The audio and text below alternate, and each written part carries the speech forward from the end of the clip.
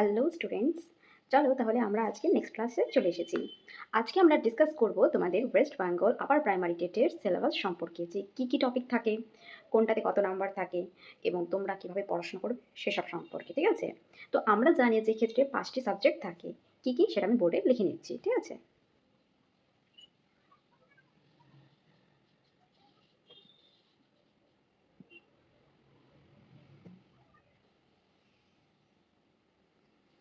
তাহলে আমরা লিখে নিলাম আমাদের 5টা টপিক। প্রথমে রয়েছে বাংলা, ইংরেজি, সিডিপি, সায়েন্স, যারা সায়েন্স স্ট্রিম নিয়ে পড়েছো, আর যারা সায়েন্স নিয়ে পড়োনি আর্টস নিয়ে পড়েছো তাদের জন্য থাকবে সোশ্যাল সায়েন্স, মানে হচ্ছে হিস্ট্রি, জিওগ্রাফি, পলিটি এই সমস্ত।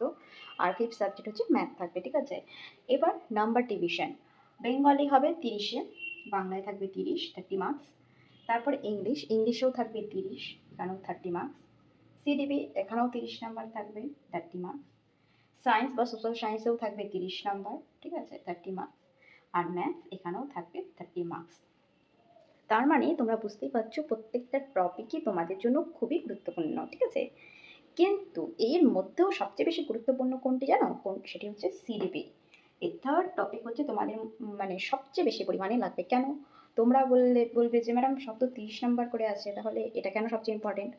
সবগুলো 30 নাম্বার করে থাকলেও কি হবে, বাংলার মধ্যে যে 30 মার্কস আছে এর 30-র মধ্যে এখানে 15 নাম্বার থাকবে বাংলা সাবজেক্ট থেকে কোশ্চেন, আর 15 নাম্বার থাকবে বাংলার মধ্যে আবার পেডাগজি কোশ্চেন, মানে শিশুকে তুমি কিভাবে বাংলা শিক্ষা দিবা, কিভাবে তুমি ক্লাসকে মেনটেনেন্স করবা, এই সমস্ত কিছু থাকবে এই 15 নাম্বারে। ঠিক আছে? তেমন সেম ইংরেজিতেও 15-15 ভাগ হয়ে যাবে দুটো। ঠিক আছে? 15 এখানে হবে 15। আর সিডিবি তো 30 নাম্বার টোটাল ঠিকই আছে। সায়েন্সের মধ্যেও তোমাকে 15-15 ভাগ করে দিবে। ঠিক আছে? 15-15, ম্যাথসেও 15-15 হয়ে যাবে। তাহলে তুমি এখানে দেখো, এই যে 15 করে এই পার্টটা তো তোমার সাবজেক্ট ওয়াইজ থাকছে 15। ঠিক আছে? তার মানে 4-15-60 নাম্বার তোমার থাকছে সাবজেক্টের থেকে। ঠিক আছে? কিন্তু আর এখানে যে 30 আছে, আর এখানে এই 15, এই 15, এই 30, এই 15, এই 15 মিলে কত হয়? 90। এই যে 90 পার্টটা, এটা হচ্ছে টোটালটা তোমার চাই সাইকোলজি থেকে পড়তে হবে এবং পেডাগজি থেকে পড়তে হবে। বুঝলে? তাহলে তোমাদের এই পার্টটা কতটা ইম্পর্টেন্স, 90 নাম্বারের এই পার্টটি থাকছে। তাহলে এবার দেখো তোমরা, এই যে পার্টগুলো যেগুলো সাবজেক্ট ওয়াইজ 15-15 করে আমি ডিভিশন করে দিলাম, 2022-এর টেটে ঠিক এরকমই ডিভিশন এসেছিল, প্রাইমারি টেটের কথা বলছি, যেখানে 15 নাম্বার ছিল সাবজেক্টের এবং 15 নাম্বার ছিল চাইল্ড সাইকোলজি থেকে। কিন্তু 2023-এ আবার একটু অন্যরকম দেখা গিয়েছে, যে ওখানে ঠিক 15-15 ডিভিশন করেনি, কোথাও 10, কোথাও 20, এইভাবে মানে ওরা ডিভিশন করেছে। ঠিক আছে? তাই এবার এক্সাক্ট 15-15 ডিভিশন করবে নাকি 2-1 নাম্বার এদিক ওদিক করবে সেটা বলা যাচ্ছে না, কিন্তু তোমাকে এই হিসাবে 60-90 হিসাবে তোমাকে চলতে হবে বা মাথায় রাখতে হবে। মানে সিডিপি থেকে অনেকটাই কোশ্চেন আসছে তোমাদের জন্য। ঠিক আছে? মানে ধরো তোমার 75 থেকে 90টা তোমার সিডিপির কোশ্চেন থাকবেই থাকবে কোশ্চেন পেপারে। ঠিক আছে? বাকিটা তোমার সাবজেক্টে থাকবে, সেটা এদিক এদিক হেরফের হতেই পারে।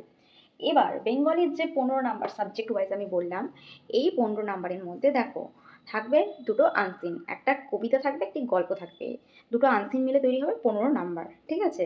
আরও এক্সট্রা কিছু গ্রামারের কোশ্চেন থাকবে, বা বাংলা গ্রামারে যেরকম হয়, বাংলা ব্যাকরণ থেকে আমরা সন্ধি জানি, সমাজ জানি, বিভিন্ন রকম অনেক কিছুই জানি, তো সেগুলোর থেকে থাকবে 15 নাম্বারের। ঠিক আছে? ইংলিশেরও 15 নাম্বারে দুটো আনসিন থাকবে। 15 নাম্বার না, একটা আনসিন থেকে দেবে 7, একটা আনসিন থেকে দেবে 8 নাম্বার, এভাবে ভাগ করে দেবে দুটো আনসিন। তো একটাতে থাকবে পোয়েম, একটাতে থাকবে হচ্ছে পোয়েট্রি। ঠিক আছে? সেখানে গেল 15 নাম্বার। সেখানেও কিছু গ্রামারের কোশ্চেন দিতে পারে, আর্টিকেল দিতে পারে, প্রিপোজিশন দিতে পারে। সেই গদ্য মানে ভেতর থেকেই দিবে, বা দিলে সেটা রিলেটেডই দিবে এরকম, বা বাইরে থেকেও দিতে পারে, সেটা বলা যায় না এখন কোশ্চেন পেপার কী করে থাকবে। ঠিক আছে? তবে 15 নাম্বারের মধ্যে এগুলো থাকবে। ম্যাথসের 15 নাম্বারের মধ্যে থাকবে অঙ্ক, আমরা জানি যেরকম গড় অঙ্ক হয়, গড়ের অঙ্ক, নাম্বার থিওরি, এই সমস্ত অঙ্ক বিভিন্ন রকম থাকবে। আর সিডিপি তো 30-এ 30 নাম্বার সিডিপি, আর সায়েন্সের থেকে 15 নাম্বার থাকবে তোমার সাবজেক্টের কোশ্চেন, আর 15 থাকবে সিডিপির কোশ্চেন।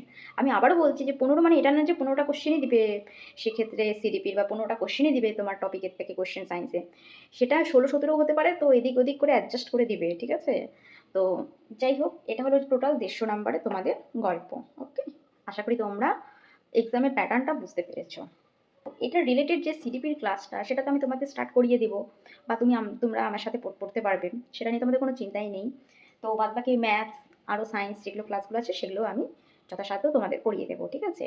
এবার আমরা আসি এক্সামের টাইম কতক্ষণ থাকে। হ্যাঁ, এই এক্সামিনেশনের জন্য টাইম দেবে তোমাকে 2 ঘন্টা 30 মিনিট। ঠিক আছে? এটা হচ্ছে তোমার এক্সাম আওয়ার্স। এর মধ্যে তোমার এই কতগুলো টপিক কমপ্লিট করতে হবে। নেগেটিভ মার্ক থাকছে না, মাথায় রাখবে নেগেটিভ মার্ক থাকে না।